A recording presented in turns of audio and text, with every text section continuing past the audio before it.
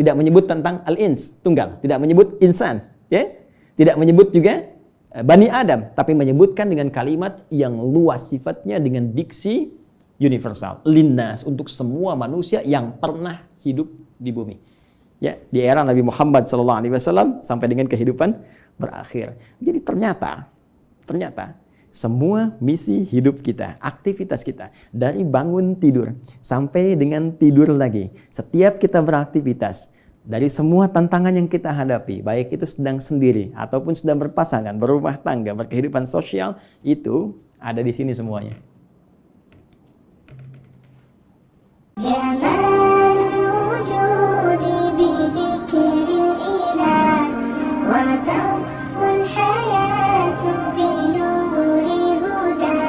Assalamualaikum warahmatullahi wabarakatuh. Alhamdulillahi wa kafa, wassalatu wassalamu ala rasulillahil mustafa wa ala alihi wa sahbihi wa man wafa, wa ba'd. Faya ibadallah, ahbaballahi wa ahbab rasulihi sallallahu alaihi wasallam, usi nafsi wa iyyakum bitaqwallahi faqad fazal muttaqun, fala tamutunna illa wa antum muslimun. Faqala ta'ala, ya ayyuhalladzina amanu taqullaha haqqa tuqatih wa la tamutunna illa wa antum muslimun. Guru kita semua, Asy-Syaikhaini Al-Fadilaini Al-Imamaini, Dr. Syamsi Ali dan Dr. Amil Faisal. Semoga Allah Subhanahu wa taala senantiasa memberkahi seluruh aktivitas antum, menyehatkan, memberikan kekuatan, dan insya Allah mudah-mudahan menerima seluruh amal ibadah kita sebagai amal ibadah yang diikhlaskan oleh Allah Subhanahu wa taala.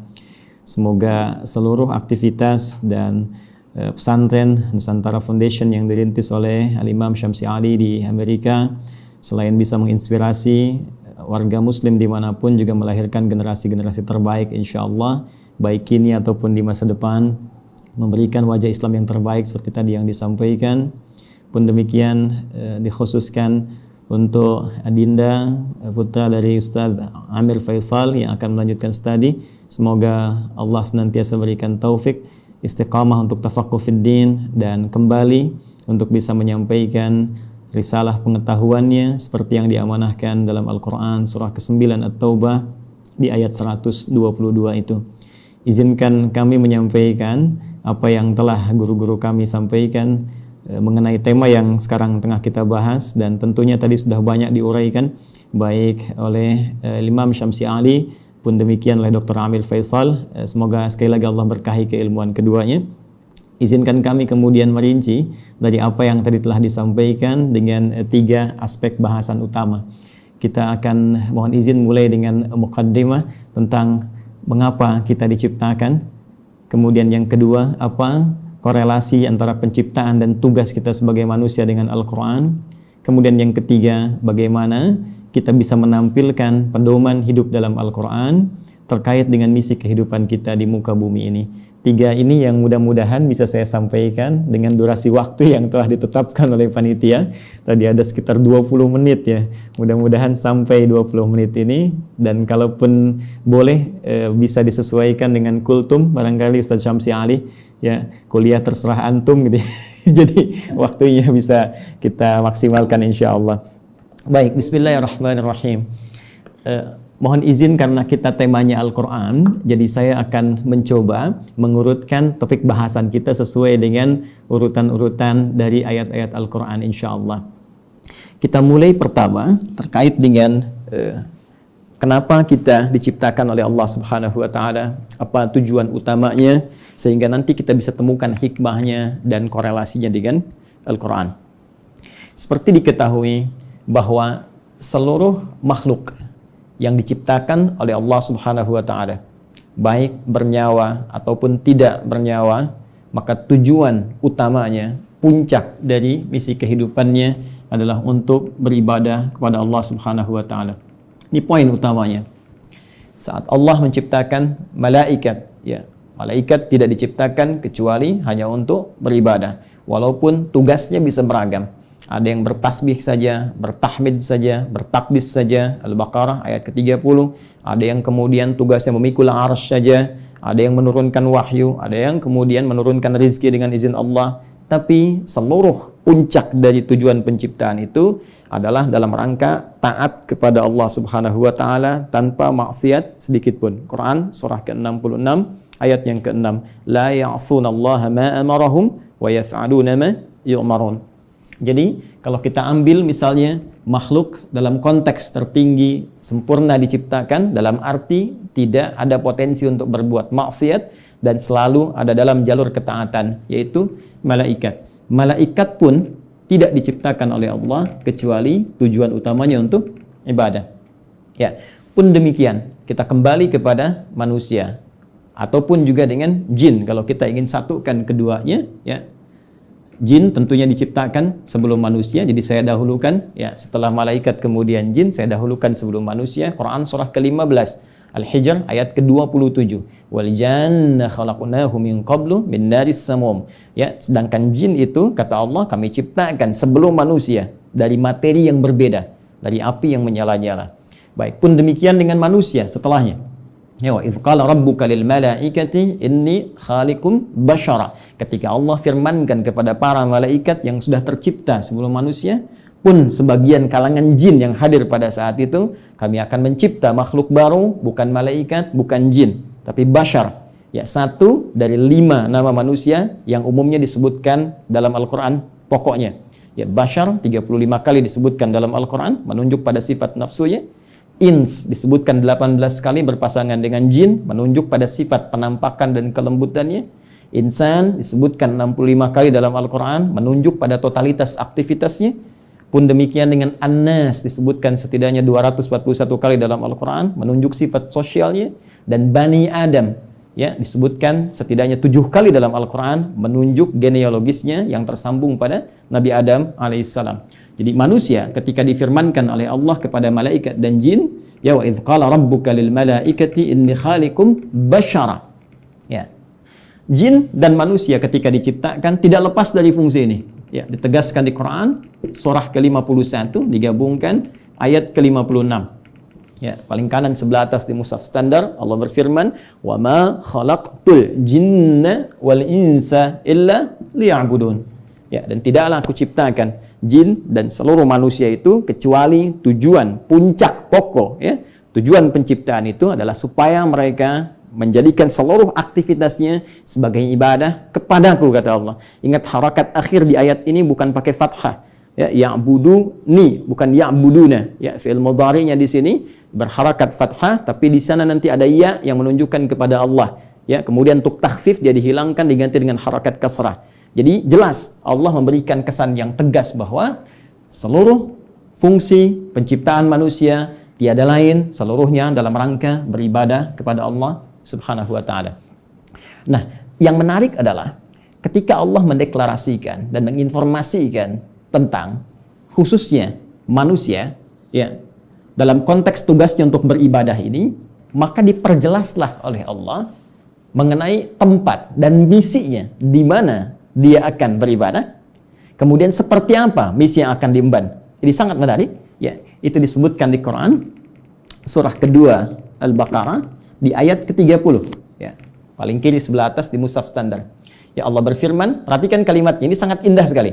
Antara penciptaan, pengenalan manusia kepada jin dan malaikat dengan pemberian tugasnya itu dibuka dengan kalimat yang sama, diksi yang serupa, tapi untuk menunjukkan makna yang berbeda. Ya, ingat, karena di Quran tidak ada pengulangan. Ya, ketika disebutkan yang seperti itu, yang serupa, maka kaidah tafsirnya, ya Dr. Amir Faisal, Ustaz Syamsi Ali lebih mengetahui, ya taksisan li ma'nan jadid.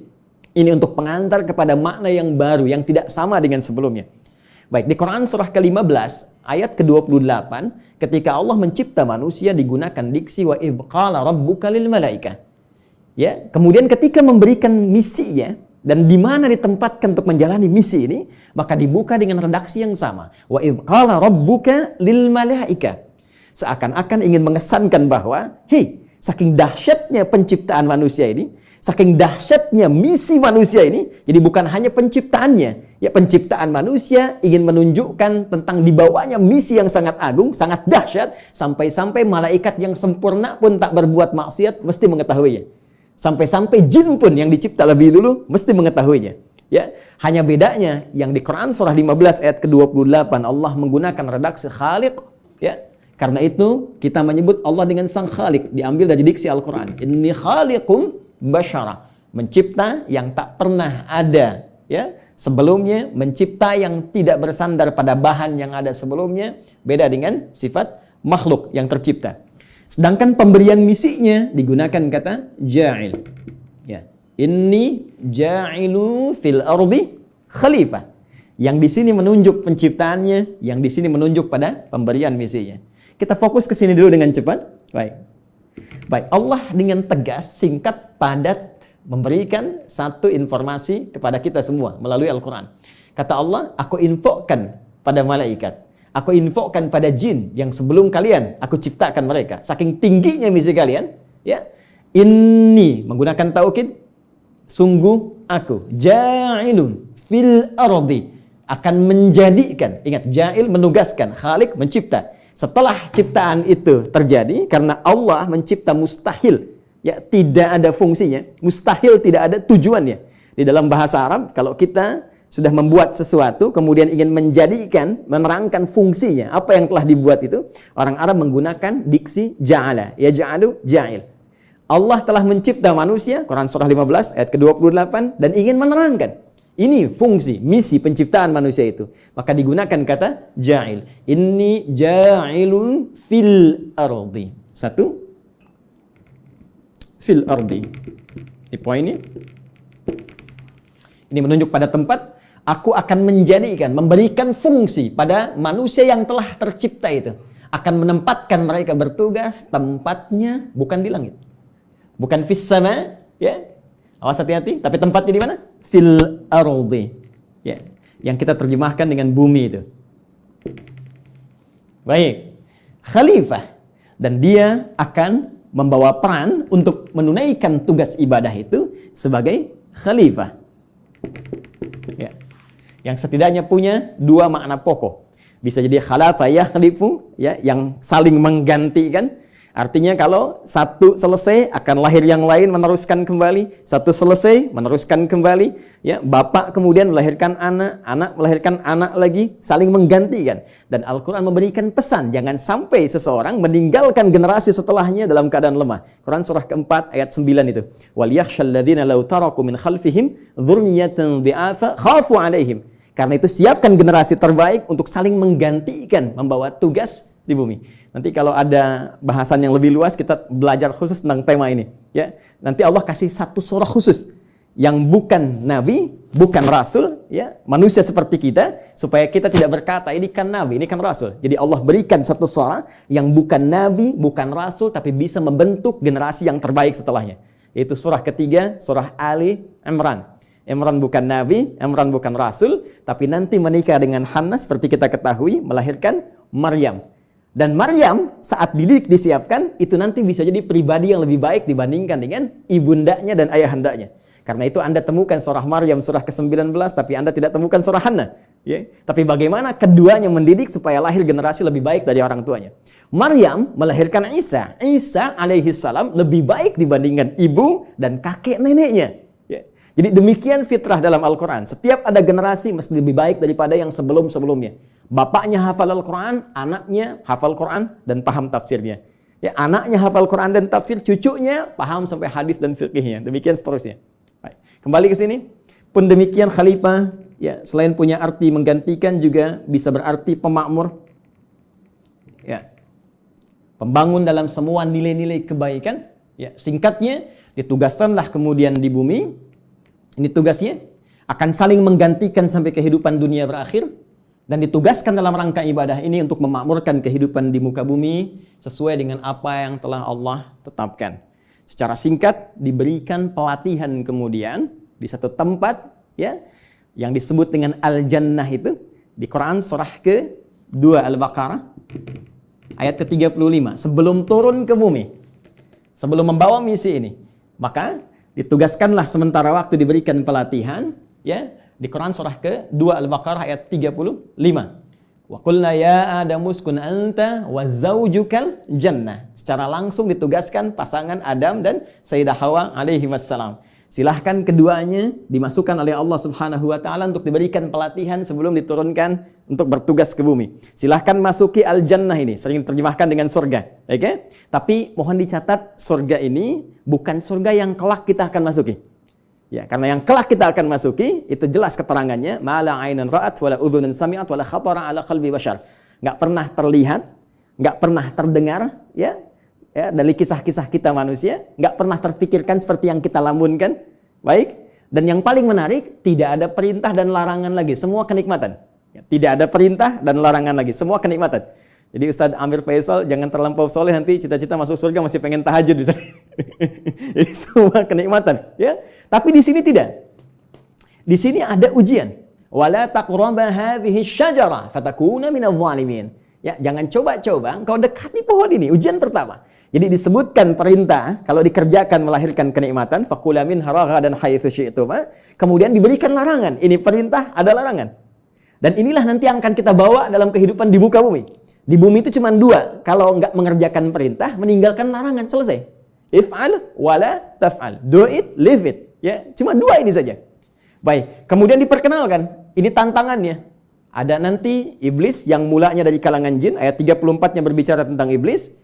Ayat Quran surah ke-18 Al-Kahf, ayat ke-50 ya, menerangkan genealogis iblis itu dari jin yang bermaksiat, fasik, ya. Wa idz qulna lil malaikati isjudu li adama fasajadu illa iblis kana minal jinni fafasaqa an amri rabbi. Ya, ketika dia mulai fasik disebut dengan iblis. Ketika dia mulai menggoda, mewariskan kefasikannya disebut dengan syaitan. Karena itu diperkenalkan oleh Allah, ya, ini menjadi syaitan di ayat ke-36-nya. Fa'azallahumash syaitan. Setelah tuntas kemudian diberikan bekalnya, di training dulu, kan? Diberikan pelatihannya, diperkenalkan musuhnya. Ini yang harus dikerjakan, ini yang harus ditinggalkan, ini yang akan dibawa nanti dalam kehidupan di bumi. Setelah siap itu semua, teman-teman sekalian, barulah diturunkan Adam alaihissalam beserta Sayyidah Hawa alaihissalam, keduanya untuk memulai tugasnya di bumi. Baik. Dan kisahnya dimulai di sini. Quran surah kedua. Saya langsung ayat 38. Baik.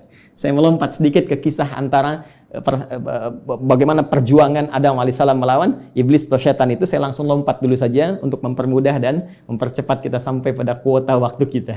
Baik. Quran surah kedua. Ayat 38. Ya, paling kanan sebelah atas di mushaf standar bagi teman-teman yang terhubung dan membuka mushaf, ya. Perhatikan baik-baik. Qulna bitu minha jami'a. Sekarang sudah saatnya, kata Allah, kami firmankan. Dan kalimatnya menggunakan ta'zimin nafsi. Nah, ya, itu selalu memiliki dua makna setidaknya dalam bahasa Arab. Nah, singkatan dari nahnu. Kalau dinisbatkan kepada Allah Subhanahu wa taala, tentunya seperti kita ketahui, memiliki dua makna utama.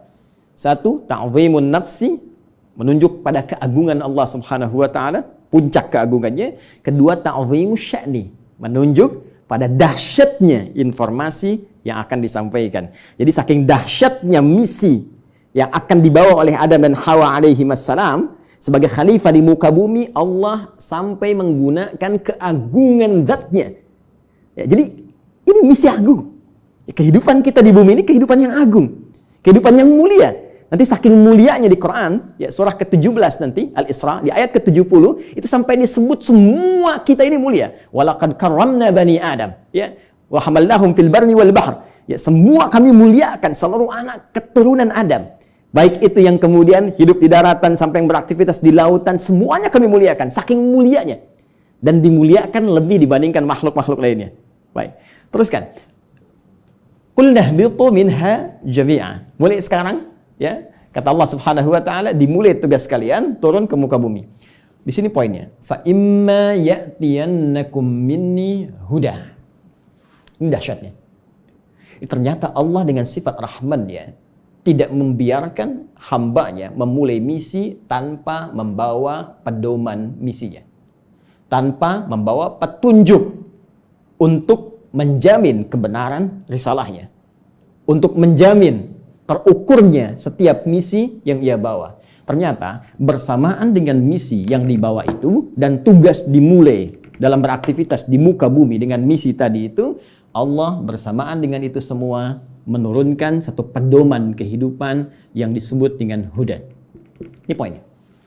Fa imma ya'tiyannakum minni huda. Nanti saat kamu telah turun di bumi dan mulai akan mengawali misimu itu, maka kami akan sertakan dengan itu semua petunjuk kehidupan. Ingat, hudan kalau disebutkan, saya telah gali diksi ini ya, dari bahasa Arab termasuk penyebarannya di Al-Quran, derivasinya, ragamnya, ini Masya Allah, ini bukan hanya diartikan dengan petunjuk, tapi bisa berarti jalan menuju kemudahan, bisa diartikan jalan menuju kesuksesan, bisa diartikan solusi dari segala kesulitan, bisa diartikan jalan untuk membuat kita bahagia dalam ibadah. Secara singkat, kalau kita kumpulkan diksi hudan dalam Al-Quran, secara singkat seluruh arahnya itu mengarah kepada pedoman kehidupan.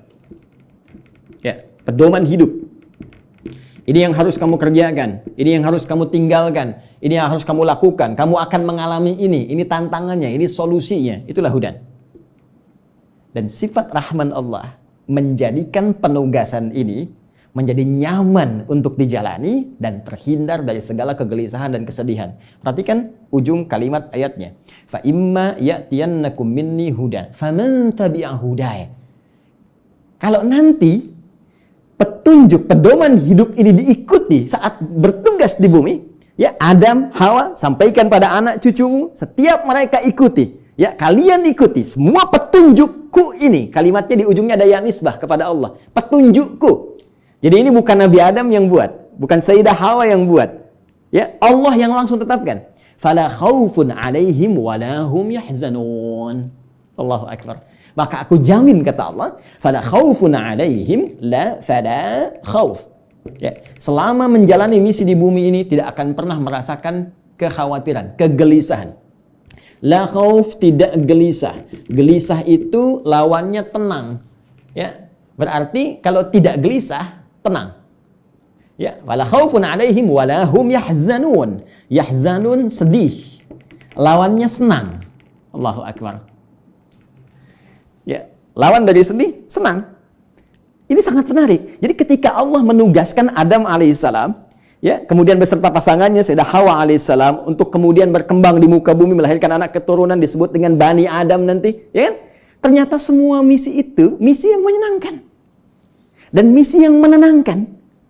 Jadi kalau dibawa ke rumah tangganya senang, tenang. Dibawa ke kantor, di kantor tenang, senang. Dibawa ke tingkat kehidupan sosial, senang, tenang. Jadi ternyata tugas di bumi ini tugas yang menyenangkan. Tugas yang menenangkan, menenangkan dan menyenangkan. Jadi kalau ada orang yang hidup di bumi selalu gelisah, ya selalu merasa tidak senang, ini menunjukkan boleh jadi kehidupan ini tidak disertai dengan pembacaan pada pedoman hidupnya. Ini yang disebut dengan hudan. Nah, teman-teman sekalian, menariknya setiap berganti generasi. Ya, karena Adam itu alaihissalam selain nabi, beliau juga manusia. Ya, nabi punya fitrah kenabian, manusia punya fitrah kemanusiaan. Baik, karena setiap nabi itu manusia, maka manusia punya fitrah kemanusiaan. Di antara fitrahnya pasti mengalami kematian, wafat. Setiap yang berjiwa pasti wafat. Quran surah ke-3 Ali Imran ayat 185. Kullu nafsin dha'iqatul maut. Semua, bukan satu dua orang, seluruh umat bahkan ada kuotanya, ada batasnya. Ya, batas kematian disebut dengan ajal. Quran surah ke-7 Al-A'raf ayat 34. Walikulli ummatin ajal. Fa idza jaa ajaluhum la yastakhiruna sa'atan wa la yastaqdimun. Bahkan semua punya batas hidupnya. Ya, harus diisi. Ya, bagaimana Allah memberikan bimbingan, dia isi itu sampai menemukan ujung batas hidupnya, dan jika sudah tiba tak akan mampu dia mundurkan, tak akan mungkin bisa dimajukan. Ya, jadi mohon izin lompat sedikit ya, nggak usah memaksakan diri. Ada kita lihat ada yang orang bunuh diri, mencoba-coba, nggak usah coba-coba. Kalau sudah tiba waktunya meninggal juga. Kalau belum tiba ya nggak akan wafat. Ya, nah ini poinnya. Karena Adam itu manusia. Karena itu punya fitrah kemanusiaan, maka Adam pun wafat. Ya, setelah itu mewariskan anak keturunan Quran surah ke-4 ya, ayat yang pertama, ya ayuhan nasu taqu rabbakumul ladzi khalaqakum min nafsin wahidah wa khalaqa minha zawjaha wa batha minhuma rijalan katsiran wa nisaa. Melahirkan keturunan, ada laki-laki, ada perempuan, sampai kemudian mereka berkomunal, ya, berkelompok-kelompok, bersuku-suku, kemudian bahkan menyebar lebih luas lagi, saling mengenal dan saling berinteraksi. Quran surah ke-49 Al-Hujurat ayat ke-13. Ya ayyuhan nas, wahai seluruh manusia, inna khalaqnakum min dzakarin wa untha. Kami ciptakan kalian ada laki-laki ada perempuan. Ternyata manusia cuma dua jenis, ya, laki-laki dan perempuan. Awas, hati-hati, ya. Wa ja'alnakum syu'uban wa qabaila. Kemudian setelah itu kami jadikan kalian, ya, syu'uba, berkelompok-kelompok, membentuk satu komunitas dari keluarga ke masyarakat, RT, RW sampai negara sampai benua dan sebagainya. Wa qabail, ada suku-sukunya, tujuannya lita'arafu, untuk saling membangun sinergi, membangun link, saling mengenal, dan dengan itu membawa misi kekhalifahan yang tadi disebutkan. Ya, inna akramakum indallahi atqakum. Yang paling mulia di antara kalian yang meningkat nilai kebaikan yaitu takwanya. Poinnya, ada muafat manusia menjadi berkembang, dan setiap perkembangan ini pasti akan terpengaruhi oleh lingkungan di mana mereka beraktivitas. Kullu mauludin yuladu 'alal fitrah, ya, fa abawahu yahwidanihi aw yunassiranihi aw yumajjisanihi. Semua yang terlahir itu baik, cuma lingkungan nanti yang membentuk dia bisa merubah bahkan menjauh dari Allah Subhanahu wa taala. Dalam konteks ini, saya ingin cepat, saking sayangnya Allah kepada kita semua, Allah tidak menginginkan seluruh manusia yang hidup di bumi mengalami kebuntuan dalam membawa misinya dan bahkan mengalami kegagalan. Yang Allah inginkan semua konsep tadi senang dan tenang. Maka di setiap pergantian generasi itu, maka Allah utuslah kemudian seorang rasul, ya, utusan, seorang nabi yang membawa kembali pedoman-pedoman yang dahsyatnya sesuai dengan era dan masa yang dialami. Nabi Adam selesai, muncul Nabi Nuh. Nabi Nuh kemudian membawa risalah. Nuh selesai, muncul nabi lainnya. Terus sampai ke Nabi Muhammad sallallahu alaihi wasallam. Menariknya, teman-teman sekalian, seluruh nabi dan rasul yang diutus oleh Allah Subhanahu wa taala, yang membawa pedoman hidup bagi masyarakatnya, bagi umatnya yang diarahkan sesuai dengan masanya itu, semua petunjuknya, pedomannya diberi nama dengan nama utama yang serupa, yaitu Hudan. Silakan Anda cek. Kita ambil yang paling dekat lah ke masa Nabi Muhammad SAW. Nabi Isa, Nabi Musa alaihi wassalam. Nabi Musa misalnya, ini yang paling populer yang banyak disebutkan dalam Al-Quran. Ya, saya sebutkan dekat itu bukan dekat dalam konteks masa waktu, tapi dekat dalam konteks sering banyak disebutkan sehingga sering didekatkan. Ya, tiga nabi ini yaitu Nabi Musa, Nabi Isa dan Nabi Muhammad SAW yang mewakili banyak kisah dalam Al-Quran. Nabi Musa, kitabnya Taurat. Ya. Taurat ketika disifati oleh Allah Subhanahu wa taala menjelaskan fungsinya, maka tidak jauh dengan diksi ini, Hudan. Buka Al-Quran surah ke-17 Al-Isra ayat yang kedua. Wa ataina Musal kitaba, dan telah kami berikan kepada Musa kitab, itu Taurat, ya kan? Apa fungsinya? Wa ja'alnahu hudal li bani Israil, dan kami jadikan Taurat itu isinya adalah pedoman kehidupan bagi Bani Israel. Karena Nabi Musa diutus hanya satu kalangan saja, komunitas tertentu saja di kalangan Bani Israel, maka pedomannya dikhususkan untuk itu. Jadi nanti yang menariknya dalam satu era itu bisa ada misalnya dua rasul diutus, ya, karena distriknya beda, ya. Seperti kisah Nabi Ibrahim dengan Nabi Lut misalnya, ya. Nabi Ibrahim dengan Nabi Lut kan di Quran surah ke-51 itu, ya. Ketika kita masuk ke ayat ke-30 dan seterusnya, itu Nabi Ibrahim dikunjungi para malaikat. Di ayat 24-nya, hal ataka haditsu dhaifi Ibrahim al-mukramin. Pernahkah engkau dengar kisah ketika Nabi Ibrahim dikunjungi para malaikat? Tujuannya sebetulnya bukan ke Nabi Ibrahim, tapi akan datang ke Nabi Lut, ya, alaihi salam, untuk mengabulkan tuh permohonan dalam tanda petik umat yang menantang azab. Jadi ketika akan datang ke situ mengadab, mampir dulu ke tempat Nabi Ibrahim dengan hikmah tertentu. Jadi di satu masa bisa ada dua nabi dan rasul yang bertugas di wilayah yang berbeda. Nabi Musa alaihi salam itu tugasnya untuk Bani Israel. Diberikan panduan, disebut dengan Taurat dan disifati dengan Hudan, pedoman kehidupan. Betapa inginnya Allah umat di zaman itu senang dalam menghadapi misi, menunaikan ibadahnya dan tenang dalam menjalankan itu semua. berganti secara cepat. Nabi Isa alaihi salam meneruskan risalah Nabi Musa setelah melewati fase-fase tertentu. Jaraknya sekitar 600 tahun ke Nabi Muhammad sallallahu alaihi wasallam. Nabi Muhammad ke Nabi Musa sekitar 2000 tahun. Nabi Isa alaihi salam ketika meneruskan risalah Nabi Musa alaihi salam, berarti tugasnya sama. Ya, kepada Bani Israel. Jadi bukan kepada seluruh kalangan manusia, hanya untuk Bani Israel saja, terbatas. Wilayah sebagian di Palestina saja. Ya, jadi kalau sampai ke Indonesia agak kejauhan, ya, cuma di sana saja. Bani Israel diberikan kitab Injil, karena itu Taurat dan Injil sering disatukan. Ya, Quran surah ketiga misalnya, penyebutan pertama untuk Taurat dan Injil. Ya, di ayat yang ketiga, nazzala 'alaikal kitaba bil haqqi musaddiqan lima baina yadayhi wa anzalat Taurata wal Injil. Ketika Injil diberikan kepada Nabi Isa alaihissalam sebagai kitab pedoman kehidupan, itu pun disifati sama kalimatnya dengan hudan.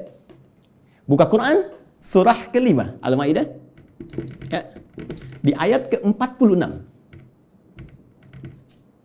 Ya, silakan lihat di pertengahannya. Wa atainahul injil fihi hudaw wa nur. Ya, lihat kalimatnya. Wa atainahul injil, dan kami berikan kepada Isa alaihissalam Injil, fihi, di dalamnya hudan. Ini ada pedoman kehidupan. Di setiap era berganti, setiap masa berpindah, Allah selalu memberikan pedoman yang selalu aktual, faktual, dan dibutuhkan di masanya sesuai dengan kebutuhan makhluknya pada saat itu. Karena eranya berganti, kebutuhan bisa berubah, nuansa tidak sama, maka diberikan pedoman yang sesuai dengan masanya. Yang paling dahsyat, Nabi Muhammad sallallahu alaihi wasallam, rasul terakhir. Perhatikan kalimatnya. Nabi Musa li Bani Israel. Ya, Nabi Isa li Bani Israel. Nabi Ibrahim kalangan tertentu saja, ya, komunitas tertentu. Kemudian Nabi Lot juga demikian. Sebelumnya Nabi Nuh, ya, membawa risalah. Rasul pertama Nabi Nuh alaihissalam, komunitas yang terbatas. Nabi Muhammad sallallahu alaihi wasallam, karena beliau ditugaskan sebagai rasul pamungkas, penutup. Kalau penutup berarti risalahnya harus sampai berakhir kehidupan dunia. Namanya penutup. Karena tidak ada rasul setelah beliau, tidak ada nabi lagi. Karena itu risalahnya harus bertahan abadi sampai kehidupan berakhir. Maka diturunkanlah oleh Allah yang paling spesial. Karena spesialnya ini menyifati segala hal yang tadi disebutkan. Harus sampai bertahan sampai kehidupan berakhir. Harus beda dengan yang sebelum-sebelumnya. Harus punya mukjizat yang lebih dahsyat. Karena itu yang terakhir ini, karena sifatnya harus bertahan sampai akhir zaman, dia harus lebih daripada yang sebelumnya. Harus bertahan. Tidak boleh ada celahnya. Ya, tidak boleh ada perubahan-perubahan, ya, yang harus terjaga dari lafadznya, katanya, dan sebagainya. Semua harus unggul. Maka dipilihlah oleh Allah Subhanahu wa taala, ditetapkan oleh Allah Subhanahu wa taala, karena ini yang paling dahsyat, yang paling baik, semua yang terkait dengannya selalu baik. Silakan cek. Yang dipilih turun membawa risalah ini, membawa wahyu ini, ya, teman-teman sekalian, dari kalangan malaikat Jibril alaihissalam. Ketika dipilih langsung naik statusnya menjadi Sayyidul Malaika, Ruhul Amin. Nabi Musa punya teman, setiap rasul di bumi punya teman rasul dari langit. Nabi Musa punya teman Malakul Maut. Baik, Nabi Muhammad SAW punya teman malaikat Jibril. Malaikat Jibril ketika ditugaskan menyampaikan risalah yang akan dibawa kepada Nabi Muhammad SAW, maka langsung naik status jadi Sayyidul Malaika. Diturunkannya, teman-teman sekalian, di hari Jumat. Ya, hari Jumat, harinya naik status langsung menjadi apa? Sayyidul Ayyam. Yang dipilih menerima ini Nabi Muhammad SAW langsung naik status jadi Sayyidul Anbiya wal Mursalin. Bulannya, ya, bukan main-main. Bulannya bulan Ramadan. Ya, bulan Ramadan. Perhatikan baik-baik. Jumat naik status, Jibril naik status, Muhammad SAW naik status. Bulannya Ramadan langsung naik status jadi Sayyidul Syuhur. Bulan yang sangat dimuliakan. Saking mulianya, hanya turun satu malam yang penuh dengan keberkahan hanya di bulan itu saja. Untuk apa? Untuk mengagungkan risalah terakhir yang dibawa. Karena itu nanti surah ke-97, surah yang menyebut keutamaan malam Al-Qadar itu akan disandingkan dengan turunnya wahyu yang sangat istimewa untuk menunjukkan keagungan risalah dan wahyu terakhir yang akan diturunkan pada Muhammad SAW. Tiada lain, tiada bukan, itulah Al-Quran. Inna anzalnahu fi Lailatul Qadar. Ya, sungguh dengan segala keagunganku aku akan berikan informasi yang sangat dahsyat. Inna, aku tegaskan, aku kuatkan, ya, anzalnahu fi Lailatul Qadar. Kami turunkan Al-Quran itu di malam Al-Qadar. Baik, teman-teman sekalian, fokus di sini. Apa kaitan Al-Quran dengan hudan itu? Kita kuatkan kembali dengan Quran surah kedua ayat 185. Paling kiri di pertengahan di mushaf standar. Ya. Quran surah kedua ayat 185. Karena yang paling dahsyat, ya, karena ini yang paling istimewa dan untuk seluruh manusia tanpa batasan, maka redaksinya mesti beda. Perhatikan kalimatnya. Syahrul Ramadan alladzi unzila fihil Quran. Ya, di bulan Ramadan yang kalian menunaikan puasa itu, saat itulah diturunkan Al-Quran. Tadi kita katakan, kita sepakati Al-Quran turun di bulan yang sangat mulia yaitu Ramadan. Quran surah kedua ayat 185. Allah perkenalkan nama kitab wahyu, pedoman hidup yang diturunkan pada nabi yang paling istimewa untuk semua manusia sampai akhir zaman, yaitu Al-Quran. Apa tujuan Al-Quran diturunkan? Teruskan ayatnya. Hudal linnas. Tetap tidak akan terpisahkan dari diksi ini. Hudan. Dan dahsyatnya, bukan libani kita, li umat kita, linnas. Ini poinnya. Ini bedanya. Kata Allah diturunkan di waktu yang sangat istimewa itu, ya, Al-Quran tujuan utamanya untuk menjadi pedoman hidup. Pedoman hidup. Pedoman hidup artinya pedoman yang dibawa dalam kehidupan. Ya, Anda mau zoom saja sekarang, tak tahu pedomannya, Anda nggak bisa zoom. Itu yang simple. Sekarang Anda mau hidup yang lebih kompleks kita jalani, nggak bawa pedoman, ya nggak, mustahil kita jalani dengan tenang. Mustahil kita akan jalani dengan benar. Ya, jadi ini pedoman kehidupan kita. Artinya semua yang dialami dalam kehidupan itu ada di sini isinya. Al-Quran. Dan dahsyatnya linnas, untuk semua manusia tanpa batas. Perhatikan diksi Al-Quran. Al-Quran tidak menyebutkan bashar, ya, yang menunjuk pada nafsu, kecenderungan bagaimana mengelola nafsu dan bagaimana keadaan tampilan fisik yang baik. Tidak menyebut tentang al-ins, tunggal. Tidak menyebut insan, ya. Tidak menyebut juga Bani Adam, tapi menyebutkan dengan kalimat yang luas sifatnya dengan diksi universal. Linnas, untuk semua manusia yang pernah hidup di bumi.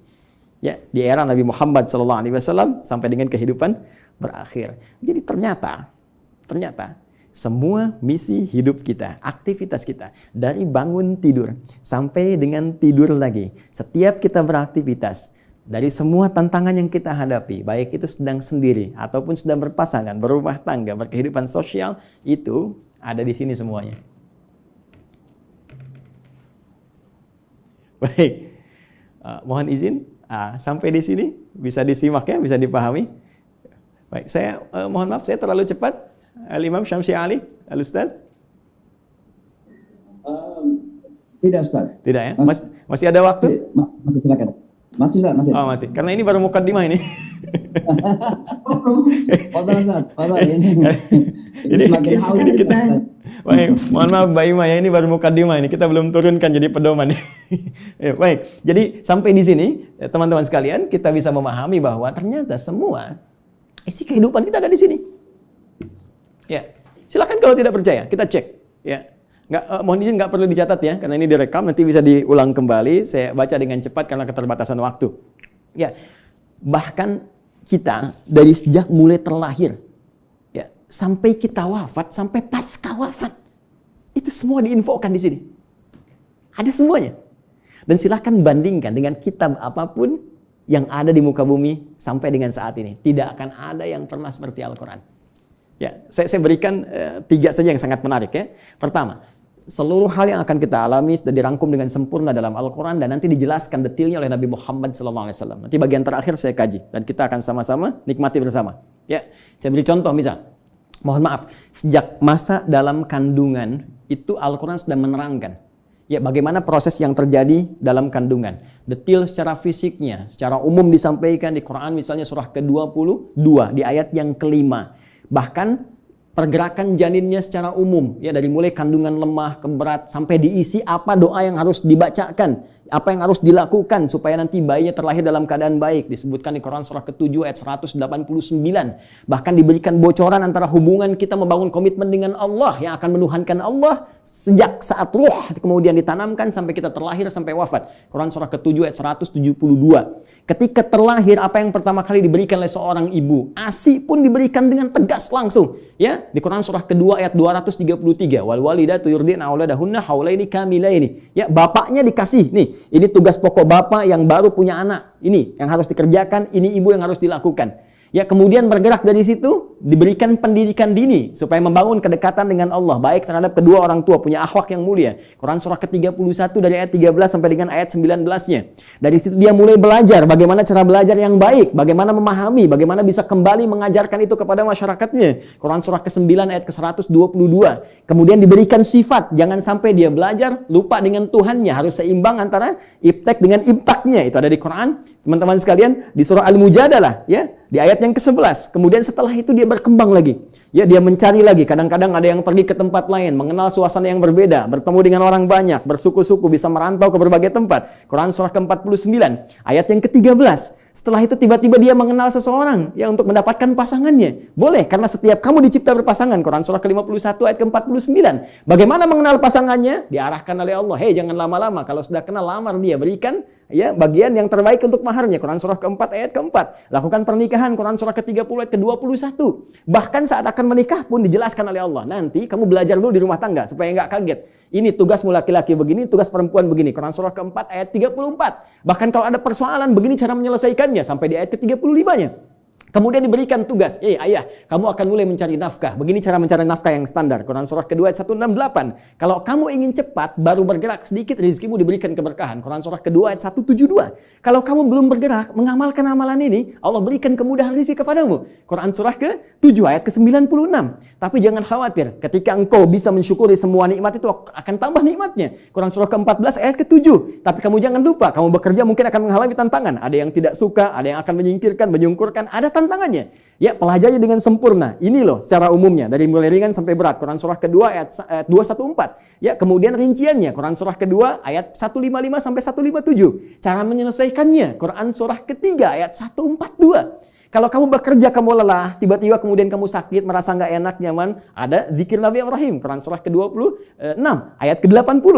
Kalau penyakitnya berat, kata dokter mustahil sembuh, nggak ada yang mustahil. Amalkan zikir Nabi Ayub, saya sembuhkan seperti saya sembuhkan Ayub. Quran surah ke-21, ayat 83 sampai 84. Tugas seorang istri, ya, bisa merawat anaknya. Kadang-kadang tidak mudah itu semua. Ada yang berkata, bagaimana mendidik dengan baik? Quran surah ke-17, ayat 23 sampai dengan ke-27-nya. Sampai mereka dewasa, sampai usia 40 tahun, masih diberikan amalan untuk bakti pada kedua orang tuanya. Quran surah ke-46 di ayat yang ke-15. Sampai kemudian hidup lebih jauh lagi. Sampai tiba-tiba ada dalam keadaan pikunnya. Ya, Quran surah ke-22 ayat yang kelima itu di bagian bawahnya. Sampai kemudian setelah itu dijelaskan oleh Allah. Kalau kamu akan nanti wafat, pasti kamu wafat. Siapkan cara wafatmu supaya indah. Kamu hidup untuk tenang. Wafat pun harus tenang. Turun Quran surah ke-89 ayat 27 sampai 30. Ya ayat Tuhan nafsul mutmainnah. Kamu saya berikan hidup di dunia untuk tenang. Wafat pun harus tenang. Ya, kemudian setelah itu apa yang terjadi? Anda akan mengalami situasi di alam kubur, dijelaskan lagi. Ya, bahkan jelas. Afala ya'lamu idza mu'tarama fil kubur. Setelah itu disampaikan situasi di dalamnya. Bisa kamu siapkan sejak di dunia. Ini loh yang paling bagus. Ada layanan dengan semua keberkahan, kenikmatan. Sampai-sampai dia akan menyampaikan kepada orang yang belum wafat. Kalau bisa kerjakan ini, kalau mampu kerjakan supaya kamu cepat nyusul. Di sini enak, lebih enak daripada di situ. Quran surah ketiga ayat 169 sampai dengan 172. Bahkan setelah itu terjadi apa? Dijelaskan lagi. Teman-teman sekalian, muncul surah Al-Qiyamah surah ke-75. Setelah itu dijelaskan lagi. Ya, mau masuk kemana? Ini yang masuk ke surga, ini turunannya. Surga bersama Rasulullah. Quran surah ke-4 ayat 69. Di taman surga. Quran surah 51 ayat 15 sampai dengan ke-23. Surga yang seluas langit dan bumi. Quran surah ke-3 133 sampai dengan 134. Surga yang kelas biasa tapi nikmat. Quran surah kedua ayat ke-25. Supaya kita membawa persiapan untuk mendapatkan itu semua. Kalau gagal pun dijelaskan lagi. Ya, kalau kamu nanti main-main dengan ini semua, hadapi situasi di alam kubur begini, ada ayatnya. Situasi di hari kiamat begini, ada ayatnya. Sampai dengan muaranya pun ada ayatnya. Karena itu, kalau Anda tidak percaya, silahkan cek. Cuma dalam Al-Quran, semua kegiatan kita diatur dengan sempurna. Dan detailnya dijelaskan oleh Rasulullah SAW melalui petunjuk yang bahkan langsung ditegaskan oleh Al-Quran. Buka Quran surah ketiga. Ayat 31. Paling kiri sebelah atas di mushaf. Qul in kuntum tuhibbunallaha fattabi'uni. Katakan Muhammad sallallahu alaihi wasallam, jika mereka hamba-hambaku, umatmu mengatakan serius mencintai aku, mencintai Allah, kan berpegang pada kitab Allah, fattabi'uni, maka ikuti semua petunjuk Rasulullah sallallahu alaihi wasallam. Ya, Nabi diutus, diturunkan untuk menyampaikan risalah Al-Quran secara sempurna. Detailnya seperti apa, digambarkan oleh beliau. Dan dijamin langsung oleh Al-Quran. Surah ke-33. Ayat ke-21. Laqad kana lakum fi Rasulillahi uswatun hasanah. Uswah bisa dibaca dari riwayat Qalun, Warash dengan iswah. Laqad kana lakum fi Rasulillahi iswatun hasanah. Harakat kasrah, harakat dhammah. Kasrah menunjukkan sesuatu yang kecil, ringan, tipis, pecah. Kasrah zujaj, kaca itu pecah sehingga melahirkan pecahan-pecahan yang kecil. Sehingga harokatnya tipis. Dan ya, dhammah, sesuatu yang terkumpul, yang dhammah yang dhammu besar. Ya. Jadi yang melekat pada Rasulullah itu jangankan ya yang besar-besar, yang dahsyatnya, yang sholat malamnya sampai bengkak-bengkak, yang bagaimana pahala dengan sedekahnya, ya luar biasa diberikan, bagaimana perhatiannya pada umat. Bahkan yang kecil-kecilnya pun kalau diikuti akan jadi teladan dalam kehidupan. Jadi uswah itu ya keteladanan yang bila diikuti, yang mengikuti menjadi teladan lagi, yang saling terwariskan. Jadi ketika kita mengamalkan isi Al-Quran dengan petunjuk yang disampaikan oleh Rasulullah SAW, maka secara otomatis kata Allah, hidup kita pun selain menjadi tenang, nyaman, akan jadi teladan di masanya. Silahkan cek. Nabi wafat, sahabat jadi teladan. Sahabat wafat, tabi'in jadi teladan. Sampai sekarang kita kenang. Semua yang mendekat kepada Al-Quran, demi Allah saya katakan, jika mendekatnya dengan cara yang benar, pasti akan mendapatkan semua kenikmatan yang dijamin tadi. Sekarang bagian terakhirnya, mohon izin dengan cepat sekali, bagian terakhirnya. Bagaimana kita mengeluarkan petunjuk Al-Quran ini? Sehingga menjadi pedoman dalam kehidupan. Ternyata sekarang itu begitu mudah. Dulu zaman Rasulullah, sahabat berjuang. Ya, mengatasi banyak persekusi, bahkan ada yang dieksekusi dan sebagainya. Bahkan belum ada media seperti sekarang, ya. Ada yang tinggal ngeklik saja keluar informasinya dan sebagainya. Tadi Ustaz Amir Faisal sudah menyampaikan, ya perjuangannya sangat berat. Tapi yang paling menarik, ternyata dari perjuangan yang sangat berat dan dahsyat itu yang terwariskan pada generasi setelahnya. Zaman sahabat banyak menghafal, mengajarkan, menyebar, tabi'in menghafal dan seterusnya. Itu membawa manfaat yang besar bagi kehidupan kita. Karena semua detil penjelasan dari Al-Quran ini ternyata sudah dirinci langsung selama kurang lebih 23 tahun melalui seluruh keterangan yang melekat pada Rasulullah SAW. Baik tadi perkataannya, perbuatannya, tindakannya, sifat, sikap, dan segala bahkan diamnya disebut dengan takrir. Ya, semua yang melekat pada Rasulullah disebut dengan hadis. Jika dipraktikkan dalam kehidupan, jadi jalan kehidupan disebut dengan sunnah. Maka di sini kita mengenal istilah Al-Quran, kemudian sunnah untuk tafsiran segala pedoman hidup yang dipraktikkan dalam kehidupan. Maka teman-teman sekalian, kalau kita rinci penjelasan ini dengan menggabungkan dua saja, menurut langsung perintah Allah Subhanahu wa taala, Al-Quran dan As-Sunnah, kita akan temukan detil pedoman kehidupan kita di sini keseluruhannya. Kalau tidak percaya, sekarang mari kita cek. Ya. Ini sudah kita pahami. Gambaran pedoman kehidupan umumnya. Detailnya ada di sini. Tadi saya katakan, semua pedoman ini yang terkait dengan keterangan Nabi SAW, kemudian diwariskan pada sahabat, sahabat mengajarkan pada tabi'in, di masa-masa setelahnya, selain ada yang menghafal, ada juga yang menuliskannya. Dan tulisan ini sampai kepada kita, dikenal dengan kitab-kitab hadis, ya, atau kitab-kitab sunnah, kutubus sunnah atau kutubul hadis. Banyak orang mempersepsikan bahwa kitab-kitab ini hanya bacaan semata. Kalau kita gali lagi, itu Masya Allah. Ya, sampai hari ini saya begitu mengagumi para ulama hadis itu, ternyata bukan sekedar mengumpulkan segala yang terkait dengan Nabi, tapi mereka sekaligus menyusun itu semua sebagai pedoman kehidupan untuk kita. Dan dibuat bab-bab sesuai dengan apa yang akan kita jalani dalam kehidupan. Ya, saya beri contoh misal, yang paling populer, ya Sahih Al-Bukhari. Ya, Sahih Al-Bukhari itu kan nama aslinya, masih ingat? Ya, Al-Jami' As-Sahih Al-Musnad Al-Mukhtasar min umuri Rasulillah sallallahu alaihi wasallam wa sunanihi wa ayyamihi. Ya, coba ulangi. Al-Jami' As-Sahih. Ya, kitab hadis kan umumnya ada 4 kan?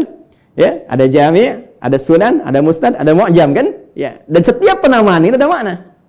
Al-Jami' itu kumpulan yang komprehensif. Umum, sifatnya masih luas, ya, mencakup segala aneka kegiatan. Baik, kalau sudah sunan itu kitab fikih, ya, hadis yang disusun dengan urutan fikih. Jadi kitab hadis disusun dengan urutan fikih. Sunan Abu Daud fikih, bab taharah, seterusnya sampai dengan selesai. Taharah, salat, puasa dan seterusnya. Ya, musnad disusun berdasar periwayatnya. Anda ingin belajar berapa hadis dari Sayyidah Aisyah, pengen seperti Sayyidah Aisyah, keluarkan dari musnad Sayyidah Aisyah. Ya, tadi ingin belajar anaknya pintar, keluarkan misalnya musnadnya Ibnu Abbas radhiyallahu taala anhuma. Mu'jam berdasar urutannya, Mu'jam At-Tabrani misalnya, ya. Baik, tapi ketika kita baca Al-Jami' secara umum, ya, tuntunan kehidupan dari mulai bangun tidur sampai dengan tidur kembali. Al-Jami, kata Imam Al-Bukhari, Al-Jami, saya susun kitab ini dengan materi yang cukup luas, tuntunan kehidupan yang bersumber dari Nabi. As-Sahih, isinya sahih semua, saya pastikan saya cari. Ya, Al-Musnad tersusun sanadnya sampai ke Rasul. Si A, si B, si C disebutkan sampai ke Nabi. Al-Mukhtasar, isinya nggak bertele-tele, langsung kepada esensinya. Ini keterangan dari Nabi-nya. Kalau butuh penjelasan, saya jelaskan sedikit. Min umuri Rasulullah sallallahu alaihi wasallam. Saya tuliskan di sini terkait dengan seluruh kegiatan Rasulullah yang bisa saya dapatkan dan saya tuliskan. Karena nanti yang tak mampu Imam Al-Bukhari sampaikan, nanti Imam Muslim datang melengkapi. Ya, sehingga disebut Sahihain. Muslim meninggal dua, ada yang tidak dapat sampai ke situ, nanti ada Al-Hakim An-Naisaburi. Ya, datang kemudian dengan syarat Al-Bukhari dan Muslim menyebutnya Al-Mustadrak. Secara singkat, wa sunanihi wa ayyamihi, dan sunnah-sunnahnya dan kegiatan hariannya selama 24 jam. Teman-teman, pernahkah membuka Sahih Al-Bukhari dan kita lihat ternyata di situ ada 97 pembahasan. 97 kitab. Kalau bahasa kita sekarang bab, dinamakan kitab, di bawah kitab ada bab lagi. Dari 97 bagian ini, itu ternyata ini petunjuk kehidupan kita. Penjelas dari apa yang Allah sampaikan melalui Rasulullah SAW. Ya, setelah kita Badul Wahyi menetapkan risalah Nabi Muhammad SAW, bagaimana ciri-ciri seorang Nabi, seorang Rasul, supaya nanti tidak ada yang ngeklaim di kemudian hari ada Nabi baru, Rasul baru. Ya, dijelaskan. Orang kalau baca Sahih Al-Bukhari, kitab pertama selesai. Sudah, nggak akan ada lagi ketika ada info ini ada Nabi baru, sudah lewat tuh. La Nabi ya ba'di. Ya, ini kan yang aneh begini. Kalau ada ngaku Nabi itu nggak aneh. Karena Nabi sudah mewanti-wanti, la Nabi ya ba'di. Nanti kelak akan ada ngaku Nabi. Ya, kalau ada begitu, langsung tolak aja, nggak ada Nabi setelah Rasulullah. Ya, ya. Jadi kalau ada yang ngaku, itu nggak usah aneh. Yang aneh itu setiap ada yang ngaku, ada pengikutnya. Itu masalahnya. Ya. Jadi kalau kita belajar bab pertama selesai, menetapkan risalah Nabi, ya. Dan ini pun dahsyat. Di antara maksudnya untuk memberikan kekuatan argumentasi bahwa semua keterangan ini disampaikan oleh seorang yang mendapatkan risalah langsung dari Allah, yaitu Nabi. Buktinya begini. Dan Kitabul Iman ada 57 hadis. Anda sering bertanya, iman saya sering naik turun, kayak lift. Ya, kalau naik saya semangat ibadah, kalau turun jangankan salat sunnah, salat wajib kadang-kadang juga ada rasa malas. Bagaimana men-charge itu semua supaya semangat lagi? Kitabul Iman. Kitabul Ilmi, ya, Ustaz Amir Faisal, putranya mau belajar melanjutkan ke Mesir, ya, dan teman-teman yang lain, ada Kitabul Ilmi setelahnya. Bisa dikeluarkan bagaimana petunjuk pedoman belajar langsung dari Nabi. Dan dahsyatnya di Sahih Al-Bukhari ini tidak dimulai satu hadis kecuali dengan ayat Qur'annya dulu. Ini ayatnya, ini hadisnya. Silahkan cek. Kitabul Bai', teman-teman yang pebisnis. Ya, silahkan. Yang berniaga, yang berbisnis, keluarkan Kitabul Bai'. Kitabul Tijarah. Ya, kitabnya Kitabul Bai', turunannya turunan tentang bisnis. Di pemerintahan, diplomasi, birokrasi, Kitabul Imarah. Ya, sekarang masa pandemi, ya teman-teman keluarkan ada Kitabul Waba, tentang bab wabah, taun. Ada semua. Dan kalau kita jeli lihat lagi, demi Allah saya katakan, hanya di Islam yang semua tuntunan kehidupan dari bangun tidur sampai tidur lagi ada pedomannya. Silahkan cek. Ya, bangun tidur ada doanya. Silahkan cek. Bandingkan dengan keyakinan manapun. Cuma di Islam. Ini kita dalam konteks ilmiah ya, sedang berargumentasi. Jadi kalau nanti di soal kita berargumentasi. Ya, jangan diadukan, tapi kita didiskusikan. Ya, baik. Sekarang lihat, bangun tidur ada doanya. Ya, dan doa itu jangan salah. Doa itu bukan kalimat formalitas yang kita ucapkan untuk menjadikan sesuatu hanya sebagai ibadah semata. Bukan hanya itu. Tapi isi doa itu pedoman bagaimana kita menjalaninya. Bangun tidur apa yang harus dilakukan? Ya, buka misalnya di Abu Daud. Nomor hadis 1367 dari Ibnu Abbas radhiyallahu taala anhuma ketika menginap di rumah Sayyidah Maimunah radhiyallahu taala anha. Beliau menyimak Nabi bagaimana Nabi bangun di malam hari untuk mengikuti salat malamnya. Kata beliau, kana Nabi sallallahu alaihi wasallam idza staiqadha min naumi, adalah kebiasaan Rasulullah SAW apabila bangun dari tidurnya. Fajalasa, beliau duduk sebentar. Famasaha biyadihi min athari naumi, kemudian menghilangkan bekas ngantuk dengan tangan yang beliau duga bersih. Ya, jadi dihilangkan dulu. Jadi bukan langsung baca doa saat ngantuk begini. Bangun jam 3:30 masih ngantuk begini. Ketika sadar lagi jam 6 udah hilangkan lu ngantuknya. Baru setelah itu faqara akhirah khawatim surah Ali Imran, membaca 10 ayat terakhir surah Ali Imran, baru baca doa. Alhamdulillahilladzi ahyana ba'da ma amatana wa ilaihin nusyur. Ditegaskan lagi nanti di Al-Bukhari itu, nomor hadis 181 nanti, ya. Oleh siapa? Mu'adz bin Jabal, ya, dan Jundub bin Junadah. Nanti menyampaikan risalah hadis terkait doa bangun tidur. Bukankah isi doa bangun tidur itu pedoman kehidupan? Silakan cek lagi. Alhamdulillahilladzi ahyana ba'da ma amatana. Saya bersyukur padamu ya Allah yang telah memberikan kesempatan kembali pada saya untuk menjalani kehidupan. Padahal engkau bisa wafatkan aku dalam tidur tadi. Ya. Wa ilaihin nusyur. Perhatikan, sering diterjemahkan dengan dan kepadanya akan kembali. Hei kawan, nusyur dari kata nasyara, artinya beraktivitas untuk mencari bekal pulang. Ya, Anda menyebar. Yang dari Makassar, dari Sumatera, dari Papua, dari Kalimantan bisa datang ke Jakarta untuk mencari bekal supaya bisa mudik pulang. Ramadan pulang mudik. Itu bahasa Arab yang disebut dengan nasyara yansyaru. Kalau menyebar luas disebut intasyara yantasyiru. Menyebar. Untuk pulang kampung. Kita pun akan pulang. Ya. Teman-teman, mudik itu yang kita lakukan setiap tahun, ya kan? Itu kan bahasa Arab jelas. Ya. Waktunya disebut mi'ad, tempatnya disebut ma'ad. Kita itu pulang kepada Allah. Quran surah 3 ayat 9. Innallaha la yukhliful mi'ad. Pasti kita pulang. Allah nggak mungkin menyalahi janjinya. Tempatnya disebut dengan ma'ad, tempat pulangnya. Ibnu Qayyim al-Jauziyah punya kitab Zadul Ma'ad. Kita pasti pulang.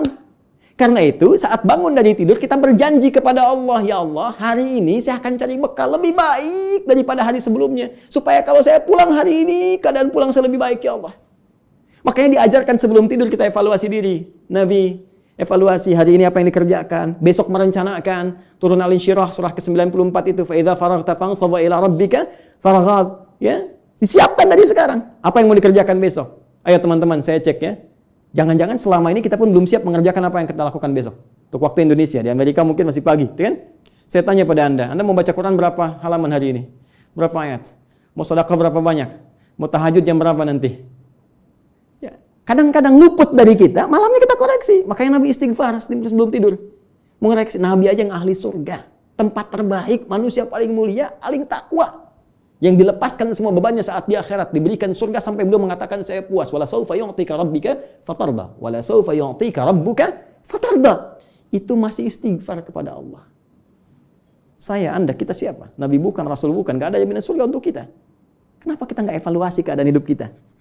Dan kita melupakan kematian, bahkan kita akan pulang.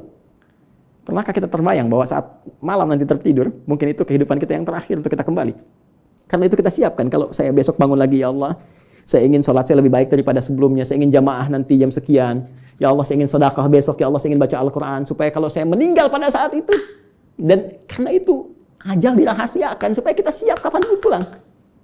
Karena itu jangan coba-coba ketika Anda terpikir berbuat maksiat, bayangkan seketika wafat. Maka dari itu Anda berjanji saat bangun, saya akan jadi orang lebih baik dibandingkan dengan hari yang kemarin. Itulah sebabnya muncul mahfuzat. Ini bukan hadis ya. Orang yang hari ini ya lebih baik daripada hari kemarin, orang yang beruntung. Ya kan? Orang yang sama dengan yang kemarin, orang yang rugi. Orang yang lebih buruk daripada kemarin, orang binasa. Itu mahfuzat. Terambil dari nilai hadis tadi.